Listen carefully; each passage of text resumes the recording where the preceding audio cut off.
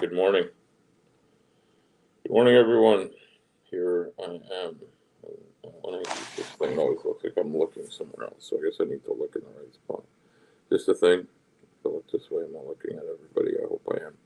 All right, well, I'm here at the conference. I'm getting ready to go. I'm going to meet up with the lady that brought me here to the conference and is organizing this, and we're going to I guess go over stuff, my speech, my presentation. I sent her over my slides this morning, which I didn't know I needed to make slides, but I made them. I taught myself how. It's tough when you're a trucker and you're trying to be, I don't know, good at administrative tasks and things that I just don't do. So I'm here in a hotel room and I'm in Montreal, which is a pretty big city in Canada.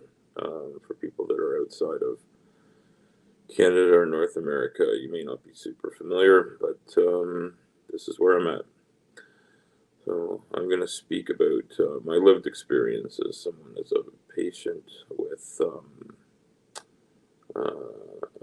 I have living with obesity, non-alcoholic fatty liver disease, diabetes type 2, which I have really well controlled, thankfully, and it doesn't affect my ability to work. Some people get that and they can't.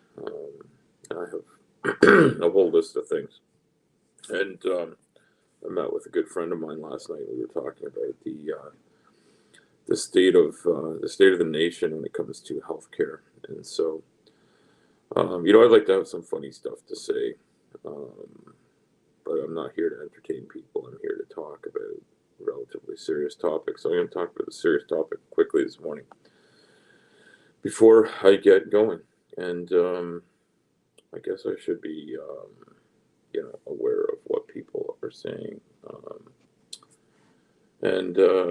Look at, oh, this isn't right. I'm not practicing my speech. I want to edit this.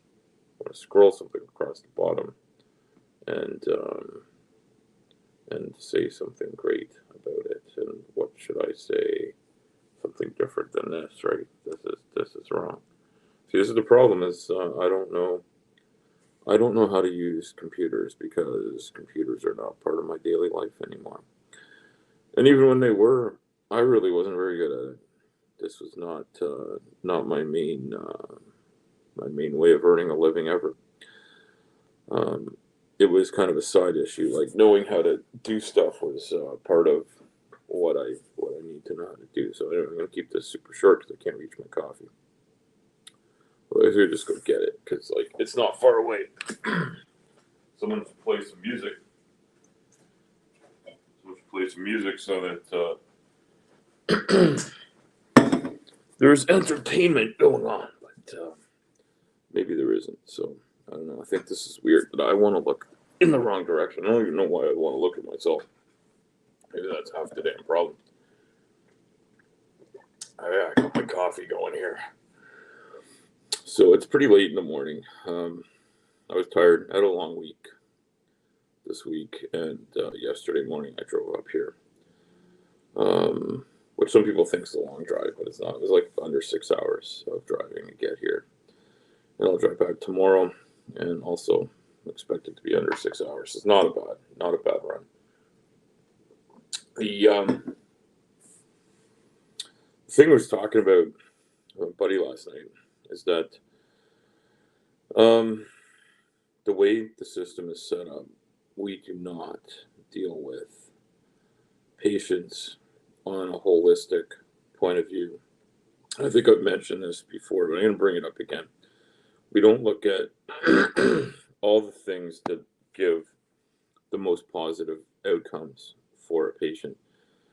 And so people with a tremendous amount of money can buy that type of care. They could hire a doctor, a nurse, top people in the field to come and look after them, assuming they're willing to do it. And some would be, some wouldn't. It would depend on the doctor, but you can certainly get some very qualified people to come for enough money. I really like my job a lot, but if somebody needed me specifically to haul equipment around for them, and they paid the right price, and it was better than or equal to what I have in benefits now, and job security and everything else, which I suppose there's a tremendous amount of, but there is some. Um, you know, I might consider it. So I think that's available for everyone, no matter what they have going on. You know, if you have a great skill and you can apply it, you might go apply it somewhere. But what we really want for people in general, and I guess the Americans will probably disagree with me, but like I want everyone in my country to be healthy. And I wouldn't even stop at the borders. I want everyone in the world to be healthy, happy, and have a decent life. And I guess my main reason for pushing back against anything that isn't right for anyone is that that isn't the case for probably the vast majority of people. And life's not fair. I realize that. I'm not pretending life should be fair, but we should at least make it so that it's not punitive to be in one situation or another. And we also we also have a situation where we're not even necessarily asking for more money. We're asking for the same amount of money to be redistributed in a better way. And I think the main problem with that is, there's some specific examples, and I don't have the study in front of me, but it was a great study, and it talked about a couple of examples. One of them being that if you could have healthcare procurement, go and get I think there might have been a joint replacement, like a hip replacement or something, in one of the great examples they had. So they had two things going on. One was that they bought a better quality hip and put that hip in, and that hip lasted longer. Just no matter who put it in, it lasted longer because it was just a better built replacement. So that was one thing, but it was a more expensive hip. But you didn't have to do another surgery 10 years down the road. It might last 20 years or more, something like that. I'm pulling those numbers out of my ass, but this is the example, and it doesn't really matter what it is. You could say this about anything. It exists in anything that's built, anything that's mechanical. The materials and construction methods you use are going to give you more or less longevity in different scenarios. And inside the human body, it's a pretty special scenario. It's not special in that we don't have 8 billion human bodies to put them in, but it's pretty special in that we don't have 8 billion bodies that have a deteriorated hip, qualify for the surgery, can get it, and adapt to it. So we don't have that many examples of this. We don't have the opportunities, but like if you look at something like nuts and bolts, if you make a nut or bolt out of this type of metal versus that one, and whether one's an alloy or an alloy with the mix of certain things will make a stronger bolt of this type or another. We have so many billions and trillions of bolts. We know how to make a good bolt. We know how to make a cheap bolt. And we know how to make a cheap and good bolt. We know how to make an expensive and good bolt and all those other things. And the same thing does happen in medical research. But then we have these other problems. So problem number one is we don't have the will to buy the more expensive thing that gives you better value for the money. And then, of course, you need training for the people to put them in, but that's fine. You could do that. That training is training. People in that field realize they're going to have to retrain over and over again.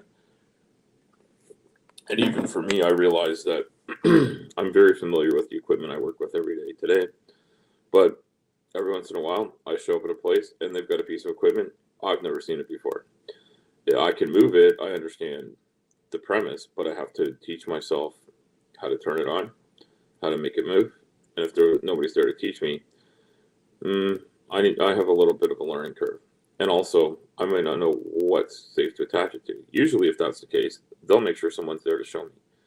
But every once in a while, they're like, yeah, just Google it. You'll find out. And because I've operated so many other things, I figured out. But I wouldn't want that to be the way I'd learn how to do surgery on somebody with something different, with a new thing. I'd want somebody that knows what they're doing to show me. And I'd want to practice it a couple of times before I cut somebody open and slap it in there. But obviously somebody's got to be the first. But that's an easily dealt with thing with computer simulations and, hands-on simulations and and the ability to take someone who's already practiced at a craft and adapt that craft to something new, that's not a problem. We'd get through that. The bigger problem is then you have to, instead of fixing that and sending the person out the door and never checking up on them again, except maybe in a couple of weeks to make sure they didn't die, which is a laudable goal, having people not die. And, people being what they are, some of them probably do, and it's probably not related. Every once in a while, there might be an infection or something. That needs to be managed. But those close to the event things are part of the system. The system doesn't want people dying. They don't want bad statistics. They genuinely don't want people to die or get sick because they care about people. Healthcare has the word care in it for a reason. Then I think the main thing that stops this from happening is political will. So political will in this country is to get reelected and stay elected. Stay elected and stay in power. Not have anybody complain about you so much that there's a recall vote or a vote of non-confidence or any of that shit. Those things are relatively rare, but they do happen. But they usually come from a catastrophic approach.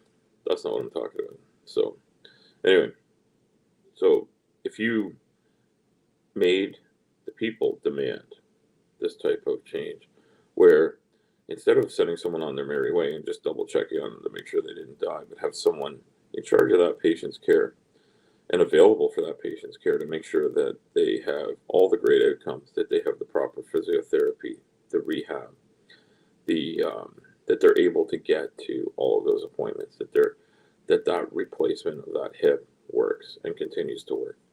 Now, there's obviously a few things that don't work well that way, but we have a lack of people involved. And yesterday somebody said something really interesting at the conference, which I'm going to repeat here, which is that patients need to be taught to be responsible for their own health care and its management. And I agree. If the patient isn't engaged and aware, or they don't have a family member advocating for them and helping them get what they need, that's a problem.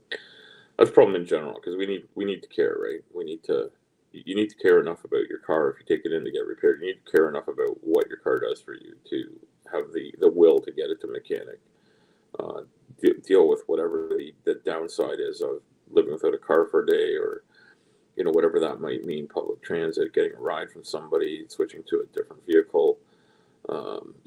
There's a loss of time, money, and combination of both, and maybe calling in favors. But when it comes to your healthcare, that's your body. That's the only thing you have. And so this person said we need to do that, and they're not wrong. We absolutely need that, but we also need a management level in healthcare that follows patients through and thinks about them like a project manager, and that patient is a project that gets managed from start to finish. And so I'd really like to see that change, so that level of care and attention to each individual results in a better end result. And the better end result they talked about, and the example they gave, was that the person with the hip replacement who had all the proper stuff. They had the best hip available on the market. They had it installed by someone who knew what they were doing and was trained on that hip, and then had the care followed up. Ended up costing the system less money. They ended up costing less money for the entire setup. And so if you're a profit-driven model, like in the US, you could charge the same and make more money. And if you're a public health system, like in Canada or in the UK or in some other places in Europe, I think like very few places operate with the US model, where it's completely user pay or private insured, with a little bit of government intervention on, I think, basically life or death issues to a point. But I'm not sure how that works. It is a messed up system and very difficult to understand. The Americans I've talked to are like, yeah, they're not going to let you die, but you might go bankrupt. But doctors won't just walk away from you and not. It's not like they won't save you from a heart attack if you're dying, but you may lose everything you own and then some. But that's, that's a separate issue. If your motive is to make money, being more efficient makes more money. And if your motive is to provide the best care possible for the smallest number, doing that by being more efficient and getting better results is better. And here's another thing that's better for it. If you have a publicly funded healthcare system and you put hips in people or anything, you fix their hearts, anything you do that puts them back out on the street in a better condition than they came in, or at least are still alive and kicking and able to work, that person's an input to the tax system. If that person doesn't survive that, they're dead, they're nothing.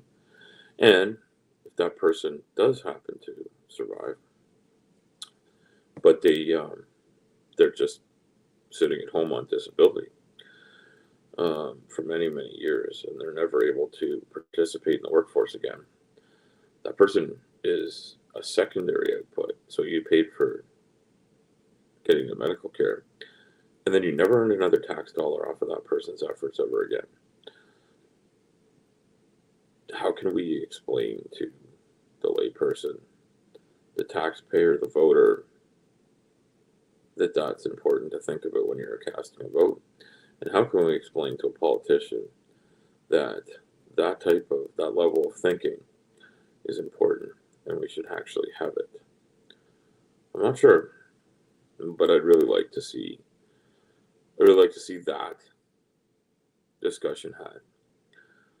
And I'd like to see at conferences like this where they listen to people like me and the experience we've had, what it's like to live with a certain condition, what type of experience you have when you speak to healthcare practitioners. That's great.